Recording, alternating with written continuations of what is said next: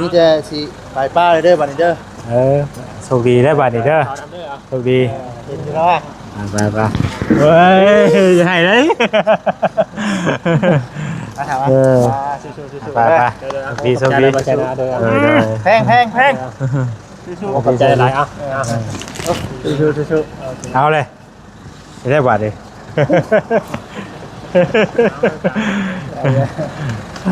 สิให้น้ำแดงเป็นยังเป็นยังเนาะเว้ยเนาะแล้วก็พ่อกันไม่ได้ไงได้แต่มันนี่เนาะ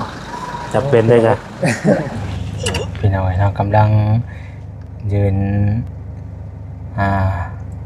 ลำลาเนาะลำลาเลยเนาะลำลาได้เนาะจีเนาะมวนนั่นสั่งลาได้เนาะลำลาเนาะเดินทางไกลกำลังยืนลำลากันอยู่พี่น้องเอ้ยเนาะโตพี่น้องเอ้ยครั้งนี้ดีบาทนี่เนาะไหนนี่บาทนี่เนาะพี่น้องเอ้ยสบายดีให้น่ะสิพากันไปใช้น่ะคือแต่งตัวรอบลึกแท้นี่ฮะโอ้ฮะสิไปป้าข้างในบ่บัดนี้ได้ทั้งนั้น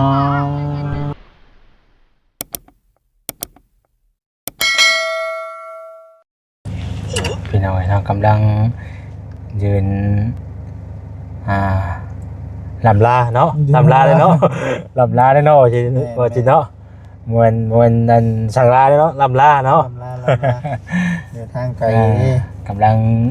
ยืนลำลากันอยู่พี่น้องเอ้ยเนาะโตพี่น้องเอ้ยครั้งนี้ดีบาทนี่เนาะได้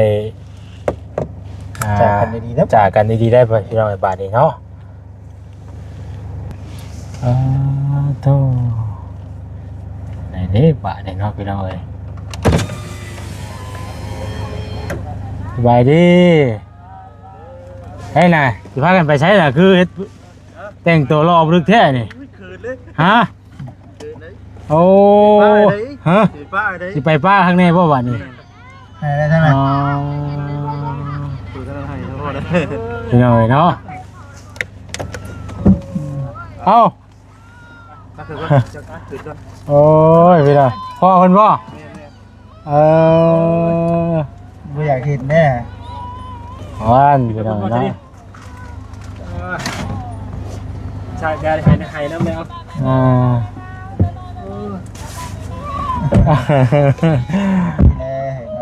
โอ้ยจะให้น้ำเลยนี่จะหน่อยคอยให้น้ำด้วยนี่ว่ากันมากันเด้อโดยพี่น้อยเนาะติดพ่อดิติดพ่อป่ะพี่น้อยเนาะจากแม่ว่าแต่พ่อนะว่าแต่ลูกนะพ่อก็จะให้กันได้เนาะบุตรโคตรแม่นะไปเสือมันเสือเยอะพี่น้องเอ้ยเนาะไปตลอดเลยเอาพี่น้องเอ้ยไปเลยเด้อไปเด้อเนาะไปแล้ว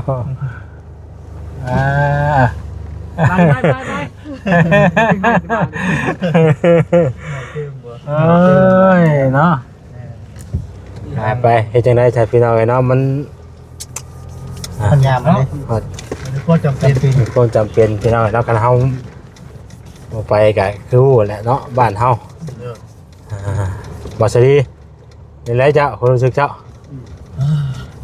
ว่าจังได๋ก็ได้ขายโอ้ยแท้ที่ว่าจังได๋พี่น้องเอ้ยเนาะมันอึ้งเลยนะเลยเอาพี่น้องเอ้ยเนาะมาฮอดทางไงแหละบาดนี้บ่สั่นบ่คอนไปได้เนาะเมื่อกี้นี่โทรศัพท์ตัวหลุดพี่น้องเอ้ยพูดว่าทางเนาะโอ้ยพวกรถกับบ่ค่ายนะเนาะกินเนาะฮะเอาจะดีทวงเวลาอีกดิฮะทวงเวลาให้อยู่อีกนะโอ้รถค้าวันนี้ว่ะไม่ไปวะภาษาแต่งตัวเขาก็รอที่โอ้ยเนาะพี่น้องเลยลืม ลืมเฮ็ดรถอันเจียวลงกี่ตมกินนี่เนาะโอ้ยได้คิดบ่ทันพี่น้องเนาะ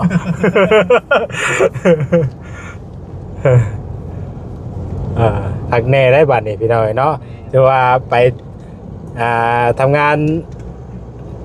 เป็นเทื่อที่2แล้วที่ว่าเนาะแยกจากกันอีกนี่พี่น้องเนาะแต่ก่อนในกะ ไปเฮ็ดงานอยู่ไสก็ตอนน่ะเฮ้ย บ้านเฮาเด้ พักกับคลินิก ชวนพักเนาะ เอาคลินิก เนาะไปสู้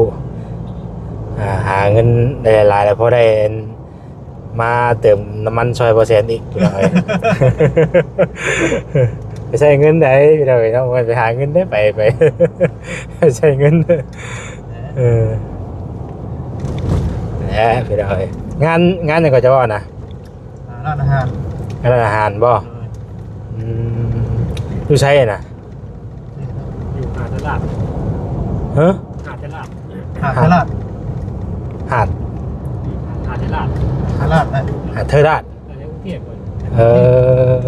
เป็นงานที่แบบว่าเขาเคยไปอยู่บ่นี่น่ะเขาเคยไปอยู่เลยเป็นบ่ไปอยู่แต่มาบ้านเราเคยไปมาเห็นนะ อ๋ออันนี้คือไม้ดำหน้าได้ไม่ลงไปบัดนี่ ไม่บ้าน โอ้ไปสู่ไม้อีกเนาะลูกเมียบ่ได้ไป บ้านหน่อย คายลูกน้อยพี่น้องเอ้ยเนาะ นอนนั่นไปนั่น เนาะคือพอลูกอ่อนพี่น้องเอ้ยเนาะเอาสู้ๆให้จังได้ฉันเนาะ บ่ได้เลี้ยงลูกเลี้ยงเต้าแน่เนาะอยู่บ้านเฮาก็บ่มีแนวเฮ็ดแนวทำพี่น้องเอ้ยก็ได้ไปสู่งานอยู่ฝั่งไทยเนาะนี่แหละส่วนหลายบ้านเฮาก็จะไปเฮ็ดงานอยู่เมืองไทยพี่น้องเนาะเป็นนักรักแต่ก่อนว่าแซก็ไปคือกันได้พี่น้องเนาะก็อยู่แต่ค่าอยู่บ้านนี่กำลังอยู่บ้านแต่ค่าได้อันนู้นนี่แหละแต่ก่อนก็บ่ได้อยู่บ้านได้พี่น้องเนาะอยู่พุ่นหลายกว่าอยู่พี่อีก อยู่ฝั่งอยู่ไทยน่ะนะอยู่ไทยหลายกว่าอยู่บ้านเฮาอีก บ้านอีกที ยังแต่ยังน้อยเนาะแต่ข้าวที่เกี่ยวไปแล้วพ่อแล้วแม่กันไปใหญ่พุ่นบาทนี่ไปตั้งแต่อายุสักปี10 กว่าปีนี่พระเจ้าค่อยไปนะ12 ปีพระเจ้าค่อยไปเป็นงานสวนตะกี้แล้วก็ออกไปหลายหม่องหลายบอนอยู่พี่น้องเราเพื่อแสดงงานเป็นนักรักก็ได้สู้ไป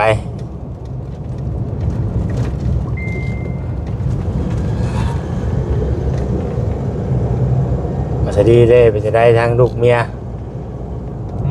ทั้งลูกทั้งเมียเป็นจะได้หมดทั้งบ้านนะฮะ หมดแล้ว เพิ่นทำใจได้ไปแล้วน่ะเนาะ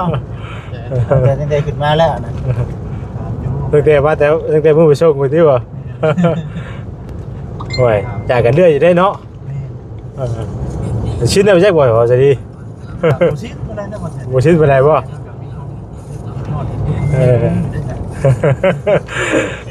บ่อยากชิ้นเป็นไรได้เป็นนี่ดิ จำเป็นไปกับโคตรเอาหมดกับโคตรเอา ตัวเอาเนาะ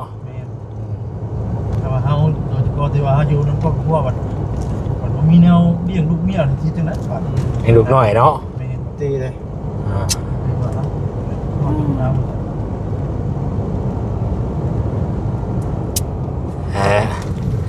ไปสู่การสู่งานพี่น้อย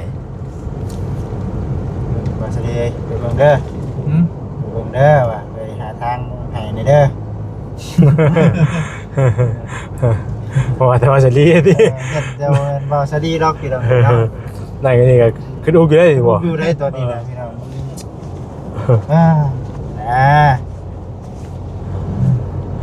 ให้สู่ไปเหมือนกันและไปก็ได้เนาะ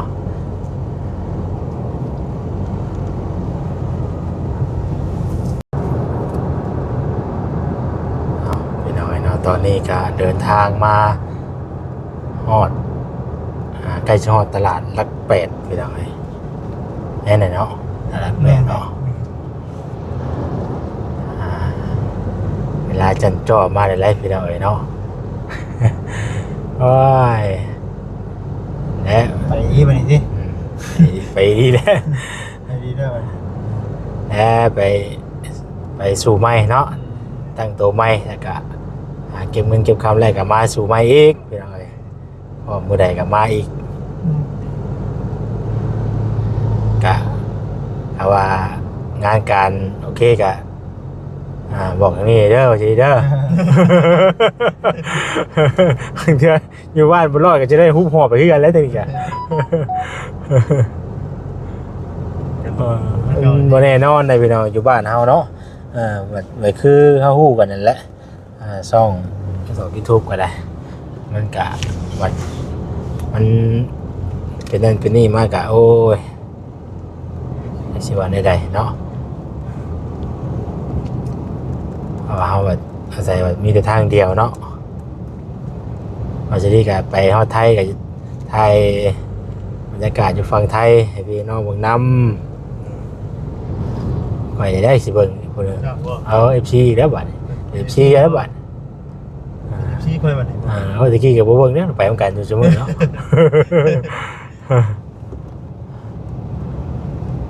ไก่ได้ครับพี่น้องเนาะกำลังในจังหวัดวงเวียนไดโนเสาร์ขึ้นผ้าขึ้นพลคือเก่ามื้อนี้ก็ได้แต่ว่าใครได้มาบ่ตกเนาะใครได้มาบ่ตกก็ว่าโอ้ยพี่น้องเอ้ยพอตกนี่จักสิว่าแนวใดไปกัน2คนเนาะว่าซะดีแล้วซื้อว่าจังไดก็พวกนี้น่ะซื้อเตอร์ เตอร์บ่อ๋อเตอร์ขออนุญาตนำพี่น้องเอ้ยเนาะบ่แซนจักสิว่า อันเพิ่นคนบ้านเฮานี่บ่ แม่เอาเมียอยู่บ้าน เจ้าเป็นคนบ้านใด นะ เจ้าเป็นคนบ้านใด แล้วก็ง่ายกับจ้างพลาน จังพอแล้วขอยยังว่าคือบ่คุ้นก็คือบ่ฮู้อ่ะนะก็จักเว้าอยู่ เอามาอยู่ซีโน่ปีนะ มาอยู่ซิโนเนาะ อ๋ออยู่เซนูนบ่อ๋อโดยไปน้ำกันพี่น้องเพิ่นไปงานน้ำกันกับเพิ่นเพราะว่าเพิ่นเคยอยู่งานด้านอาหารมาก่อนแล้วอ่ะนะป้าโตพี่น้องเอ้ยเพิ่นยังเพิ่นเปลี่ยนแปลงใหม่บ่นี่ แต่รถเขาเป็นสีบ่ เป็นสีบ่นี่เอาเลย ปากในลาย ตากแดดลายสิเปลี่ยนสี เนาะ เวอร์ชันใหม่เด้เนาะ โปรโมชั่นไม่ เวอร์ชันใหม่พี่น้องเนี่ย แต่รถสาวสี เดี๋ยวนี้เนาะไม่เห็นก็เป็นไรด้วยเสาได้เถอะ ใช่ ในรถสาว ลูกตัวน่ะ ลูก ลูกไดโนเสาร์ คนละสายพันธุ์นี่ เดียวกัน สา เนาะ กินเนื้อไอ้ แม่นบ่ กินพืช เนาะผู้ใดอยากเห็นไดโนเสาร์ละมาพี่รถเด้อพี่น้องเห็นรถสวรรค์เขต ใส่โบขาดเทียนบ่ โอกาสแค้นมีตลอดแค้นตอนนี้ก็มุ่งหน้าเข้าหน้าลานแล้วพี่น้องเอ้ยเนาะเป็นว่าเวจังไดดอกเนาะเคยไปนำกันทุกชั่วโมงพี่น้องเอ้ย มวยมาสู่อีกรอบนี้ก็เป็นปีแล้วจักบอกว่าสิดี เมียนปีขึ้นกันไปตอนนั้นก็สู้เป็นปีแล้วก็ไปงานชนพัก เซียนเบิ่งเนาะเฮาก็สิได้พี่น้องเอ้ยมันคือเฮาฮู้แหละเฮ็ด YouTube ก็มัน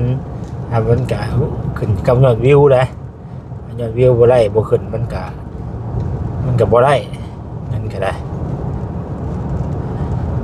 คิดแต่ว่าเราสู้เนาะว่าสิดีก็ได้แต่มันก็บ่ได้พี่น้องเอ้ยทางบ่แชร์เองก็จักสิช่วยกันได้พี่น้องเอ้ยเนาะไปทำกันอยู่ชั่วโมงหาจักสิช่วยกันได้จังว่า ซอยได้ แต่ว่าไปเบิ่งเนาะหน้าร้านได้นี่พี่น้องเอ้ย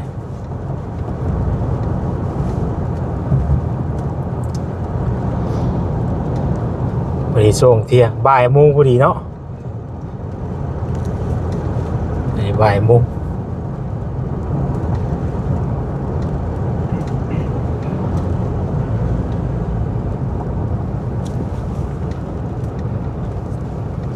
บ่ายโมงบุรีเนาะ บ่ายโมงพอดีเลย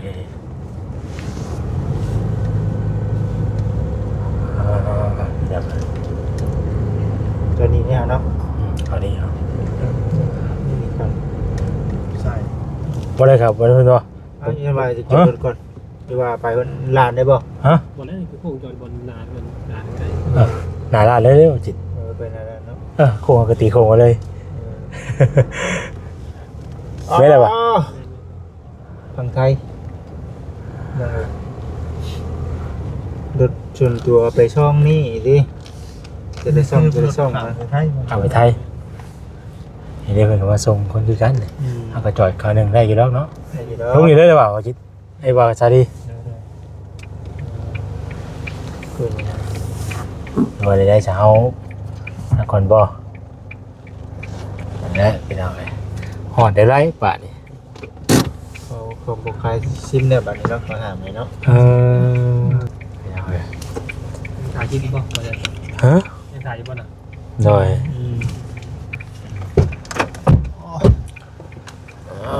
พี่น้องเอ้ยเนาะ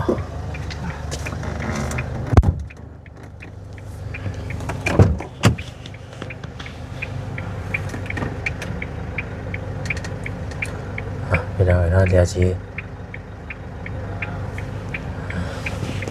ตั้งรถไปตั้งกล้องไว้นอกเลยพี่น้องเอ้ย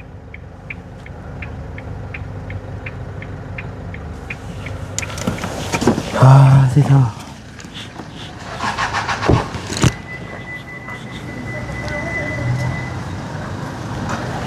ได้เครื่องเอาไว้แล้วป่ะเขาบ่ได้เอาเครื่องอย่างไร ผมกับบอลเสือตะกี้ใส่อ้องไว้จักบ่หมด นี่ว่าของว่าจะดีนะ โอ้ยมาแล้วมาทางข้างหน้านี่หลายพูดดิ เราเนาะตอนเอาฉันสิว่า กระเป๋าเสื้อผ้า ไปหาเงินเนาะ เสื้อผ้า โดย เอามีแต่สิไปป้าเลยเด้อบัดนี้เด้อ โชคดีได้บัตรนี่เด้อ ขาวดำด้วยอ่ะ โชคดี เห็นอยู่เนาะ ไปเฮ้ยจะให้เลย มาถามว่า สู้ๆ ไปดีโชคดีแพงสู้ ขอบใจหลายอ่ะ สู้ เอาเลยจะได้บัตรดิ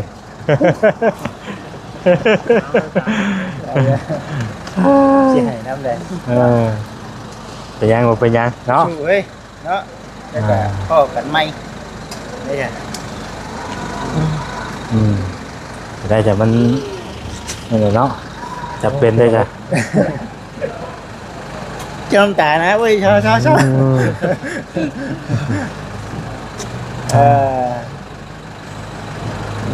ไรใดเนาะสิขึ้นรถเลยป่ะ แล้วก็โอ้ยจากเมียมากกับเป็นที่นี่ป่ะเด้อ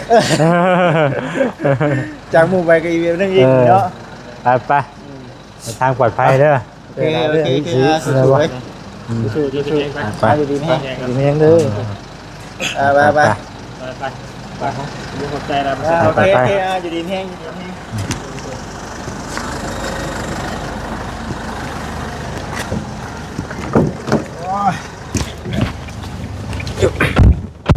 ไปแล้วพี่น้องเนาะสาลีไปแล้วเดี๋ยวมาส่งนี่ได้พี่น้องเนาะมาอะไรกับมันย่างเข้าไปในมองจำบัดด้วยเลยเนาะ ไปแล้วบ้านพี่น้องเนาะบางเด้อพี่น้องเด้อจักอยู่ทางไหนก็เพิ่นบอกเพิ่นกินนี่บ่ชื่อพี่น้องกำลังใจให้เพิ่นและเอาไปจักชิ้นอะไรเฮาก็ได้ มาเลยจำบัดเลยไปเลยพี่วะมาส่งแบบมาส่งตัวหน้าร้านด้วยนะพี่น้องเนาะเขาก็บ่ได้อย่างไรมันเข้าไปน้ำรถที่แล้วนะเอามาจีนั่งอารมณ์เหมือนกันมันสิซ่าเวลาในการเดินทางพอดีเนาะ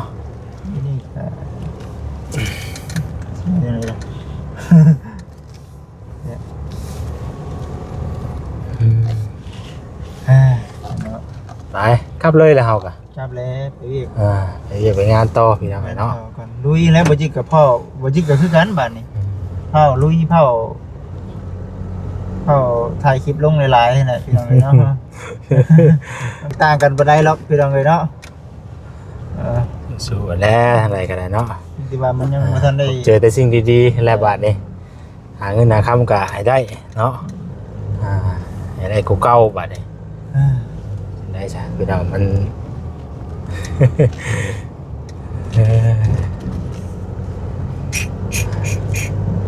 สู้เนาะไปขอให้เพิ่นเดินทาง ขอให้เดินทางปลอดภัยเนาะ ความปลอดภัยพบพ่อแต่สิ่งดีๆบัดนี้เนาะการงานการเงินก็ขอให้ราบรื่นต่อไปพี่น้องเอ้ยเนาะเฮ็ดหยังทำหยังก็ขอให้ขึ้นให้เกินทางใดทางบอสดีก็ได้จำเป็นได้เราก็ได้เนาะบ่ได้อยากไปเราก็ได้ แต่มันจำเป็นไปพี่น้องเอ้ยเนาะทางบ่เสร็จก็จะได้ขอตัวไปก่อนอยู่ดีมีแห้งเด้อพี่น้องเด้อมาสุขคนเนาะพี่พลาดใดๆก็ได้วันนี้ก็มาส่งบอสซาลีแล้วก็เพิ่นก็จะเดินทางไปเลยพี่น้องเอ้ยเนาะเอาก็ตีกลับเลย เพราะว่าเพิ่นมาฮอดสาราเพิ่นก็จำบัตรไปเลยนะพี่น้องเนาะไปอยู่ดีมีแห้งฝากเป็นกำลังแรงใจให้เด้อพี่น้องเด้อเนาะอยู่ดีมีแห้งเบิดสู่คนเด้อสำบายดี โอ้ย